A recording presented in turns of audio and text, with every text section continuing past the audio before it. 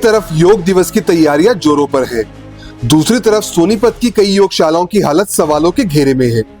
जहां रोज योग होने का दावा किया जा रहा है, वहां कई जगह झाड़ियां, टूटी छतें और धूल खाती मशीनें नजर आ रही हैं। आखिर सच क्या है? 21 जून को अंतर्राष्ट्रीय योग दिवस मनाया जाएगा। योग को बढ़ावा देने के लिए पूरे जिले में तैयारियां चल रही हैं। सोनीपत में भी सालों पहले गांव-गांव तक योग पहुंचाने के मकसद से 84 व्यायामशालाएं बनाई गई थी, ताकि ग्रामीण नियमित योग कर सकें और स्वस्थ जीवन जी सकें। जिला आयुर्वेदिक अधिकारी राम अवतार के अनुसार जिले में 84 व्यायामशालाएं हैं। इनमें 70 से ज्यादा आयुष विभाग को हैंडओवर की जा चुकी हैं। हर व्यायामशाला में एक योग सहायक तैनात है। विभाग का दावा है कि योग सहायक रोज सुबह 6 बजे से 9 बजे तक गांव में योग करवाते हैं और इसके बाद पीएचसी व सीएचसी में अपनी ड्यूटी निभाते हैं।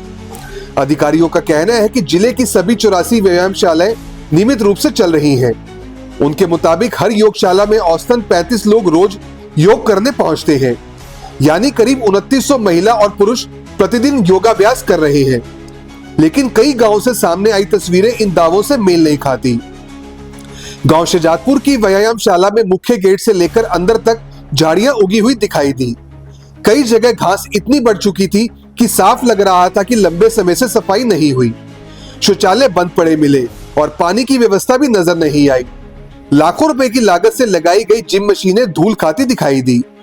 कई मशीनें खराब हालत में थी और शेड भी जगह जगह से टूटा हुआ मिला। गांव सांदल कला में भी हालात कुछ ऐसे ही नजर आए।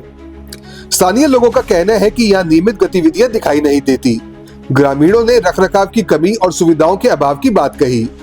उधर उदयपुर की व्यायामशाला में फर्श कई जगह से उखड़ी हुई मिली। टाइलों के बीच घास उगी हुई थी। जिम उपकरण खुले में लगे दिखाई दिए और आसपास पर्याप्त सुरक्षा व्यवस्था भी नजर नहीं आई। ग्रामीणों का कहना है कि देखरेख की कमी के कारण कई उपकरण खराब हो चुके हैं। जानकारी के मुताबिक जिले की 50 से ज्यादा व्यायामशालाओं में ऐसे ही हालात देखने को मिले हैं। कहीं झाड़ियां उगी हैं, कहीं जिम उपकरण खराब पड़े हैं और कहीं भवनों को मरम्मत की जरूरत है।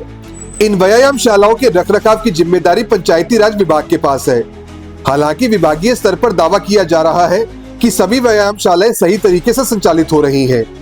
अब सबसे बड़ा सवाल यही है कि अगर सभी 84 योगशालाओं में नियमित योग हो रहा है, योग सहायक अपनी ड्यूटी दे रहे हैं और हजारों लोगों के रोज योग करने का दावा किया जा रहा है, तो फिर कई जगहों पर बदहाली की ये तस्वीरें क्यों दिखाई दे रही हैं? योग दिवस से ठीक पहले सामने आई ये तस्वीरें व्यवस्था पर कई सवाल खड़े कर रही हैं। अब देखना होगा कि संबंधित विभाग इन योगशालाओं की स्थिति सुधारने के लिए क्या कदम उठाते हैं और गांव तक योग पहुंचाने का उद्देश्य कितना सफल हो पाता है। मैं जिला आयुर्वेदिक अधिकारी सोनीपत डॉक्टर राम अवतार सिंह।